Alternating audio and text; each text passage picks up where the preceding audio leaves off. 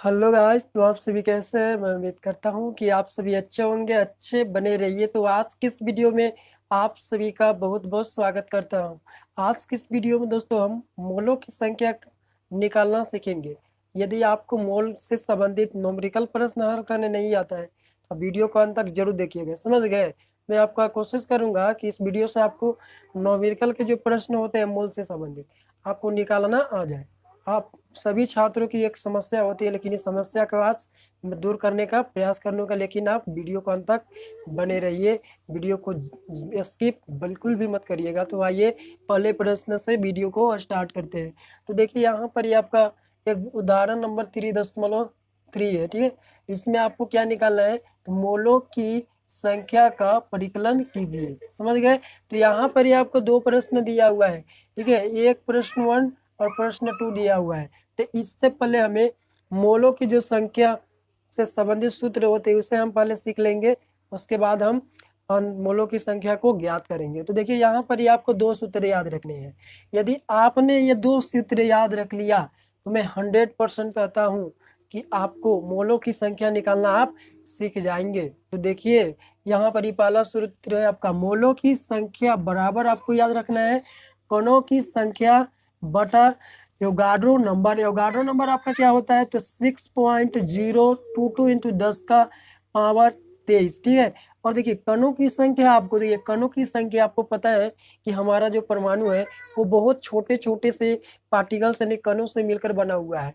तो इसमें जो कण होंगे, कणों की संख्या, वो परमाणु भी आ जाएंगे और अणु भी आएंगे, ठीक है। तो कणों की संख्या में अगर आपको बोल दे कणों की संख्या की जगह पर कि परमाणु की संख्या दिया हुआ है, तो आपको मानना है कि आपको कणों की संख्या ही दिया हुआ है। तो ये आपको ध्यान में दो चीजें रखना होगा, अणुओं की संख्या या परमाणुओं की संख्या दे दे तो उसे हमें कणों की संख्या ही मानकर सॉल्व करना होता है, क्योंकि पता है परमाणु आपका छोटे छोटे पार्टिकल से मिलकर बना होता है, ठीक है। तो ये आपका पहला सूत्र है। दूसरा आप देखिए मोलों की संख्या निकालना हो, सेकेंड फॉर्मूला यूज करेंगे।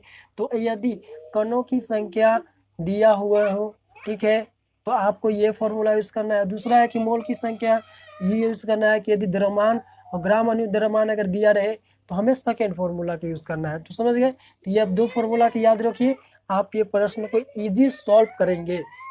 मैं 100% आपको गारंटी देता हूँ कि आप सीख जाएंगे। चलिए स्टार्ट करते हैं पहले प्रश्न को हल करना। यहीं पर हम हल करते हैं पहला प्रश्न। आप देखिए, देखिए 52 ग्राम हीलियम द्रव्यमान, ठीक है, 52 ग्राम हीलियम की बात हो रहा है। और हीलियम का संकेत आपको पता होना चाहिए कि He होता है, ठीक है, He। द्रव्यमान से मोल प्राप्त कीजिए, ठीक है, यानी मोलों की संख्या आपको निकालना है। तो देखिए यहाँ बोल दिया है क्या कि 52 ग्राम हीलियम का द्रव्यमान से, यानी हीलियम का जो 52 ग्राम द्रव्यमान यहाँ दे दिया है। तो दिया गया द्रव्यमान हम लिख लेंगे यहाँ पर सबसे पहले कि दिया गया द्रव्यमान। तो दिया गया द्रव्यमान आपको कितना बोला है, तो यहाँ दिया आपका 52 ग्राम, यानी 52 ग्राम दिया है, ठीक है। इसके बाद देखिए द्रव्यमान दे दिया, तो द्रव्यमान सबसे पहले हम इसी से चेक कर लेंगे, इसी से कि द्रव्यमान यहाँ दिया हुआ है। तो हम द्रव्यमान देख रहे हैं कि मोलों की संख्या को दो सूत्र है। तो इसमें तो द्रव्यमान नहीं दिया, फर्स्ट वाला में आप देखिए, फर्स्ट वाला में तो नहीं दिया है। दिया है क्या, देखिए इसमें तो कणों की संख्या बट एवोगाड्रो नंबर दिया है, लेकिन मोलों की संख्या सेकेंड फॉर्मूला में आप देखेंगे कि द्रव्यमान दिया, यानी आपका सेकेंड फॉर्मूला लगने वाला है। और सेकेंड फॉर्मूला के लिए द्रव्यमान तो हमको पता चल गया। अब आपको ग्राम अनुद्रव्यमान निकाल लेना है, किसका, किस तत्व का पूछा जा रहा है उसका ही आप ग्राम अनुद्रव्यमान निकालेंगे। तो हीलियम का आपका पूछा जा रहा है, तो यहाँ हीलियम का ग्राम अनुद्रव्यमान निकालेंगे। हीलियम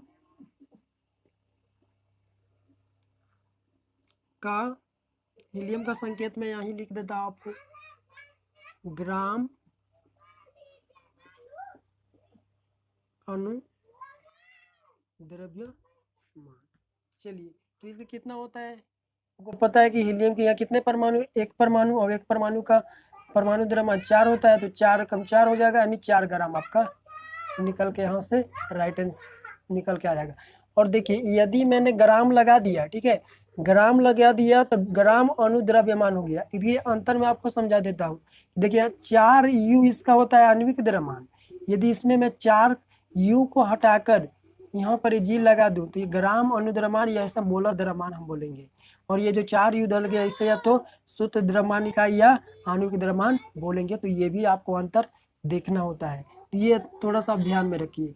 चलिए अब निकाल लेते हैं हमें क्या निकालना है। तो सवाल में पूछा गया मोलों की संख्या, तो मोलों की संख्या बराबर सेकंड फॉर्मूला का यूज करेंगे हम। तो मोलों की संख्या, मोलों की संख्या बराबर क्या होता है आपका, तो पता होना चाहिए आपको कि दिया गया द्रव्यमान, दिया गया आपका द्रव्यमान बटा में ग्राम अणु द्रव्यमान, ग्राम अणु द्रव्यमान, ये दो चीजें आपको मिल गई तो आपका आंसर निकल के आ गया।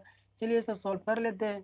देखिए द्रव्यमान कितना दिया है, दिया गया द्रव्यमान 52 ग्राम, तो 52 आप ग्राम ले लीजिए, बट्टा में ग्राम अनुद्रव्यमान कितना है 4 ग्राम, तो आपको 4 ग्राम रख लेना, आप काट दीजिए तो आपका आता है 4 यानी 13 चौका 52 आपका कट जाएगा यानी 13। तो आपका राइट आंसर जो निकल के यहाँ से आ जाएगा आपको मोलों की संख्या, तो आपका निकल के कितना आ जाएगा, तो आपका निकल के आ जाएगा 13 मोल, आपका राइट आंसर।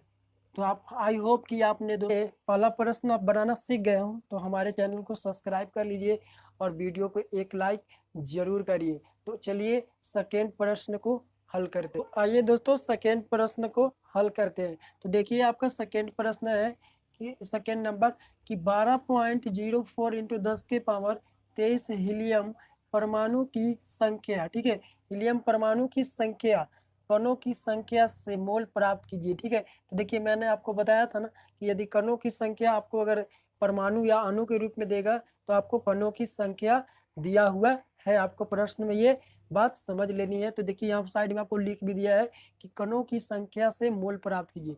तो सबसे पहले आपको कणों की संख्या किसके रूप में दिया है, परमाणु के रूप में। तो यहाँ हम लिख लेंगे कि कणों की संख्या, कणों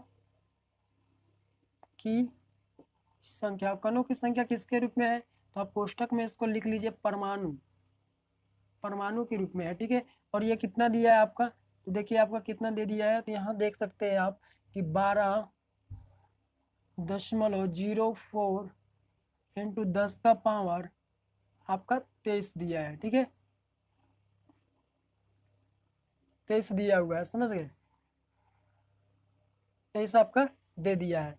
तो यहाँ पर देखिए आपको कणों की संख्या दे दिया, तो कणों की संख्या आप देखेंगे यहाँ दो फॉर्मूले आपको याद होने चाहिए और इससे तीसरा फॉर्मूला भी बनाया जा सकता है, लेकिन अभी आप जब प्रश्न आएगा तब मैं आपको तीसरा फॉर्मूला का भी यूज इससे करना सिखाऊंगा। तो देखिए यहाँ पर आप मोलों की संख्या निकालना है, तो कणों की संख्या बटा 6.02 10 के पावर 23। तो देखिए कणों की संख्या आपका दिया है, तो हमें तो ये फॉर्मूला लगाना होगा इस बार फर्स्ट सूत्र से। ठीक है, तो लिखिए मोलों की संख्या, मोलों की संख्या बराबर, देखिए मोलों की संख्या बराबर क्या होता है, तो कणों की, कणों की संख्या, कणों की संख्या यहाँ प्रश्न में किसके रूप में दिया है, तो परमाणु की, तो परमाणु हम कोष्ट में लिख लेंगे जिससे कि आपको सारी बातें भी समझ में आ जाएंगी।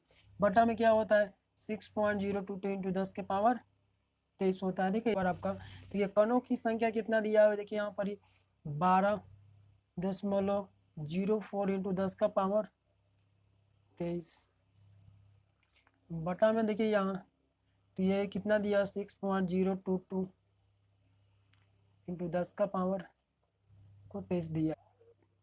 तो प्रश्न गलत लिखाया हुआ था दोस्तों, एनसीईआरटी में गलत ही दिया है, जो मेरे पास बुक है उसमें, तो मैंने इसको सुधार लिया, अभी से काट दीजिए। देखिए यहाँ पर ही दोस्तों ये 10 का पावर 23 से 10 का पावर 23 आपका कट गया। यहाँ देखिए दोस्तों 3 अंक के बाद पॉइंट है, पॉइंट पॉइंट हट गया दोस्तों। अब जो आपके सामने जो निकल के आ जाएगा वो 1244 बट्टे 22 तो इससे काटिएगा, तो देखिए इसका दोगुना नजर आ रहा है, तो दोगुना कट गया, तो आंसर आपका राइट आ जाएगा कितना 2।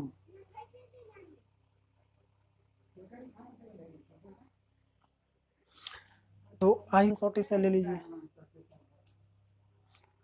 आई होप दोस्तों कि आपने इन सभी प्रश्नों को आपने समझ लिया होगा। यदि आपको वीडियो अच्छा लगा है तो वीडियो को एक लाइक जरूर करिए और हमारे चैनल को सब्सक्राइब करिए। तो फिर से दोस्तों अगली वीडियो में आपसे मुलाकात हुई, अभी से लिए मैं आप सभी का दिल से धन्यवाद करता हूँ। जय हिंद, जय भारत।